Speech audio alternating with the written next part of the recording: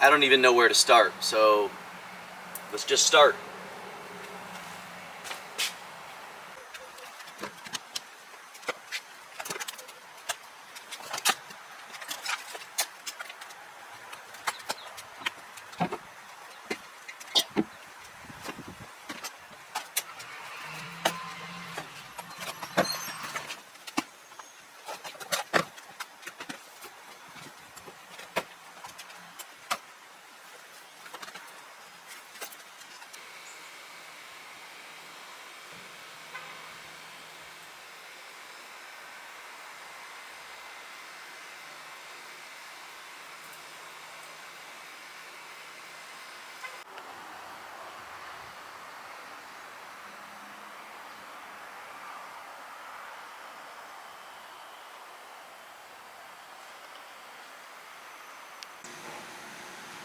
Hey, good afternoon YouTube, Sergeant Overlander here. I wanted to do a quick video today on all of this stuff that you see behind me here. Basically a walkthrough of all of the gear and equipment that I carry when I'm out overlanding. For those of you who are new to the channel, and the channel is new, you guys know that I am going to spend a year full-time overlanding out of my Jeep Rubicon come October. So it takes certain items to sustain those types of longer trips, and today I just want to do a quick walkthrough of what I carry and what I use to sustain myself out there long term. So tune in and let's get to it. Okay, so let's start with this table that you see here in front of you. This is a folding, lightweight aluminum table from a company called Refrigeration. And disclaimer up front, I am not tied to any brand, I'm not endorsed by any brand. So if I do mention a brand name in my videos, it's just because I think personally their products are good and they work for me. You find a product that works for you, there's a million different tables out there. It doesn't have to be this one, it can be whatever one is in your budget and works for you. So let me get this thing set up and we'll go from there. So here's a look at that table. Very simple design, very easy to set up and tear down, stable. I like the fact that it's made of aluminum so you can cook on it and expose it to virtually every element out there and just wipe it down, pack it up and go. So an essential element for anybody out camping or overlanding full-time is a good, compact, comfortable camp chair. This is what mine looks like packed up. And here's what she looks like when she's built.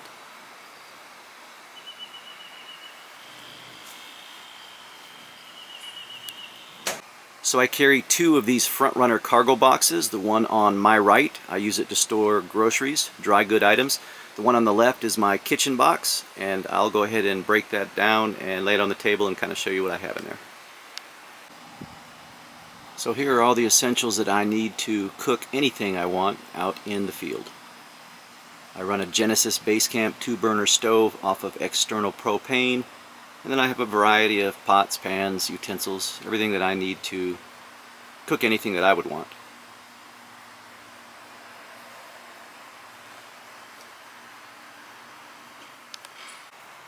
So a real game changer for me was adding this 50-quart ARB refrigerator to my inventory.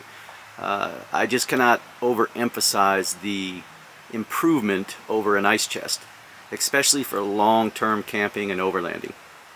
I have this thing hardwired into my vehicle and I can store plenty of fresh fruit, meats, vegetables, eggs, and not have to worry about getting ice. So you can utilize this thing as a refrigerator or a freezer, not both at the same time. There are dual climate models out there that you can set part of it to a freezer and part of it to a refrigerator, but I strictly run this on refrigeration mode.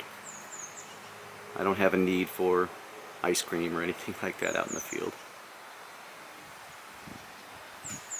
50 quart, plenty of storage.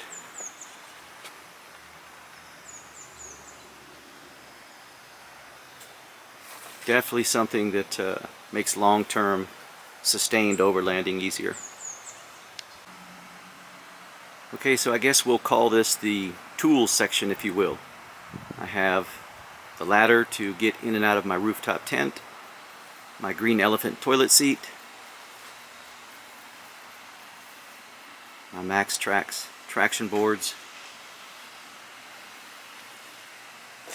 a pretty wide array of tools to facilitate repairs, a shovel, my external trash bag, hose and tire inflator for my ARB air compressor, tow rope, gloves, tow strap, soft and hard shackles. I still need to add a snatch block to my kit before I take off in October, but I'll definitely do that.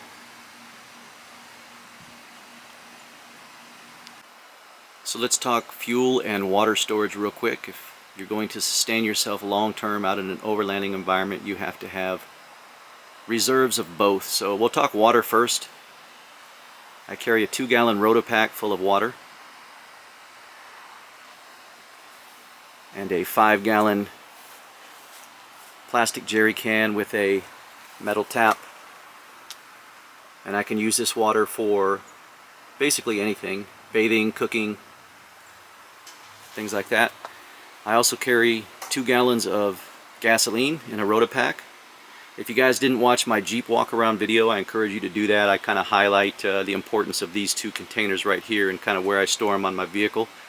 And I also carry 2 more 1-gallon Rotopacks behind my spare tire.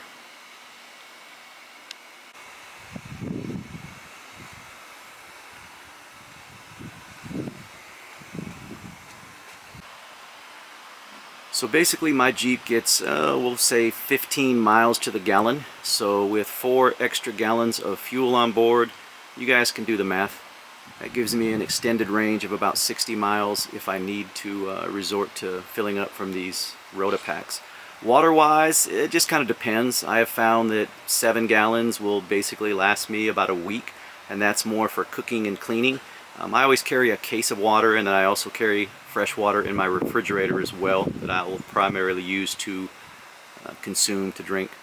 So this is more surplus for cooking and cleaning and bathing.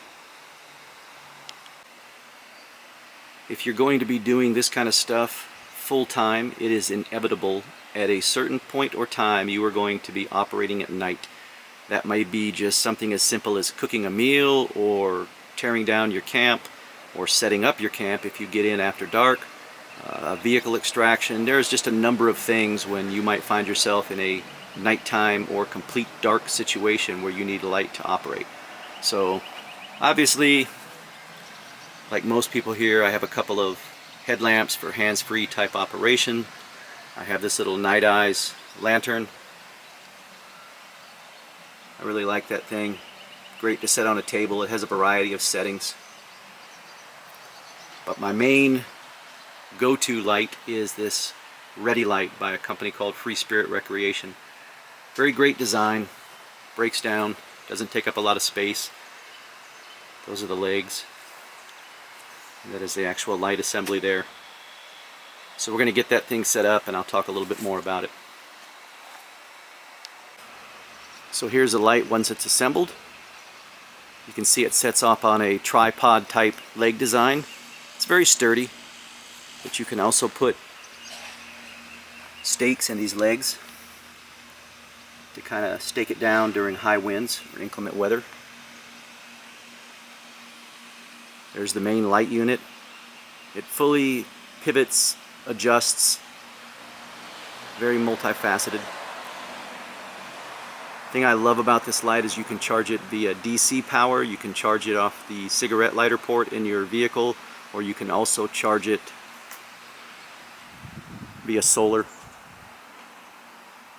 And the solar works great, so you can basically sustain the light source indefinitely.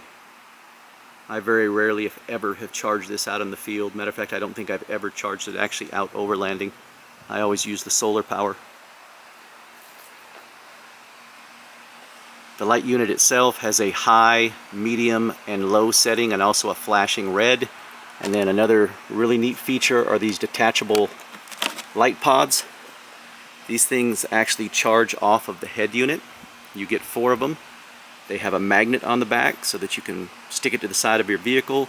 They have a hook that swings up and you can hang it on your awning or inside your tent. And then you can use these as a work light or as a flashlight or as a signaling device.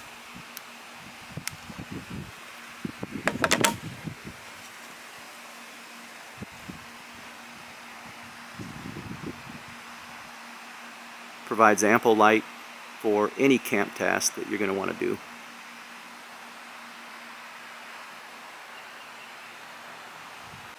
So when I was discussing the tools section, I forgot to include that I do carry a bottle jack. This is just a 4-ton Pittsburgh brand bottle jack from Harbor Freight. A lot of people run with the big high lift jacks, and I carried one of those for years. What I found is it was very heavy, very cumbersome, very dangerous to use. But again, that's the cool thing about this overlanding stuff, is you find what works for you. If you prefer the high lift jack, carry it. If you prefer a bottle jack, carry it. If you prefer both, carry both. This will serve its purpose for facilitating a number of basic vehicle repairs, and I can also use it to level out my Jeep in setting up my rooftop tent. So, works for me.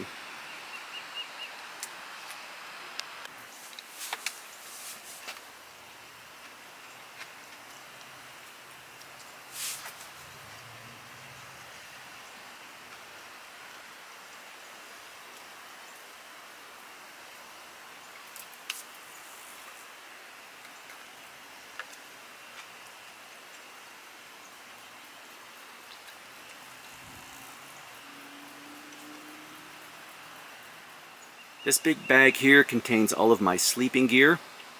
We'll go into the bag here in a second, kind of show you what I have. It's very big, it's very cumbersome, it's lightweight, but it takes up a lot of space, and I'm still honestly working on a system to store my sleep gear. But here's the thing, I'm going to be out there for a year, so I have to be prepared for any weather. I'm taking off in October, which, you know, the weather's going to start to turn at that point, and the bottom line is, I hate to be cold. That just is such a morale zapper for me. So I make sure that my sleeping gear is, you know, put together so that I can basically survive and be comfortable in any type of weather or climate. So let's get into the bag here and we'll kind of see what we got. So this is the contents of what was in that big green bag. Snug pack sleeping bag rated down to 10 degrees. Fleece liner. Bivy sack, and an insulated sleeping pad. So whether I'm sleeping up in my rooftop tent or on my platform in the back of my Jeep, with a combination of those items right there, I am good to sub-zero temperatures with no issues. And then you throw on your base layers and, you know, the stuff that you sleep in, and I'll be just fine. I also have a little butane heater. This thing works great. Kick it on for a few minutes in the evening, a few minutes in the morning up in the tent, and it just gets it nice and cozy. For warmer type weather, Snug Pack jungle blanket and a Coyote Tan poncho liner. Gives me the ability to have some type of cover and comfort during warmer weather. I also keep a couple of fans. This one here is a larger one that runs off DC power. And then this one here is a small USB fan. Works great. On medium, it'll run for 2 or 3 nights before you have to charge it back up. And yes, that is my pee flask. I use it all the time. If you think that I'm climbing down that ladder at 2 in the morning to go pee when there's Bigfoot around, you are crazy. No. Handle my business right up in the tent.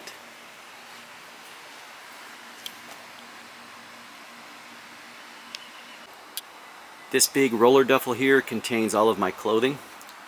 Keep about a week's worth of clothing. And again, for a variety of type climates and weather conditions. I'm not going to break it down and go into it in great detail. I don't think you guys are interested in seeing what type and color underwear I have. At least not in this video. Are they Coyote Tan, you ask? Maybe. Then I keep this bag in the back of my Jeep. I'll break this down in a future video, but basically I call this my walkout bag. I cannot envision too many scenarios where I will leave my vehicle if it becomes disabled. But you never know, right? So in the event that I have to walk out from a location that I find myself stranded in, I keep this bag, and it's got about 4 days worth of essential items in it for survival. We're talking food, water, ammunition, shelter items, the ability to make fire, signal for rescue, all those good things that you watch on Dual Survival and Bear Grylls. Also too, if for some crazy reason something pops off and my vehicle catches fire, or just it's rolling down a cliff and I'm going to lose it, if I can grab nothing else but this bag right here, I'll be okay. So lastly, let's talk about what I have in this Gorilla box here. This is just a bunch of items that are essential to sustaining and improving your camp once you get set up. I'll kind of get into the box here and show you what I got.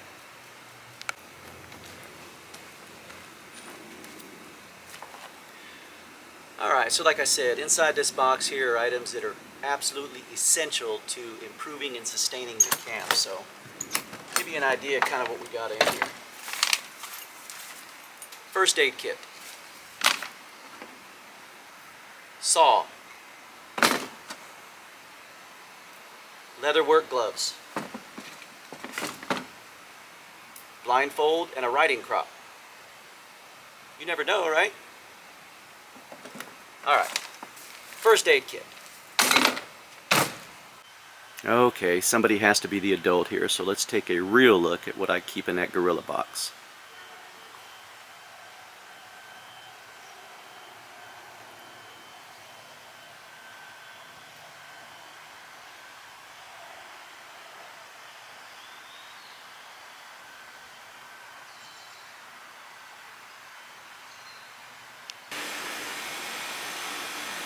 Okay, well I don't know what time you have, but my watch is telling me it is beer 30, so I'm going to wrap things up. I appreciate you tuning in.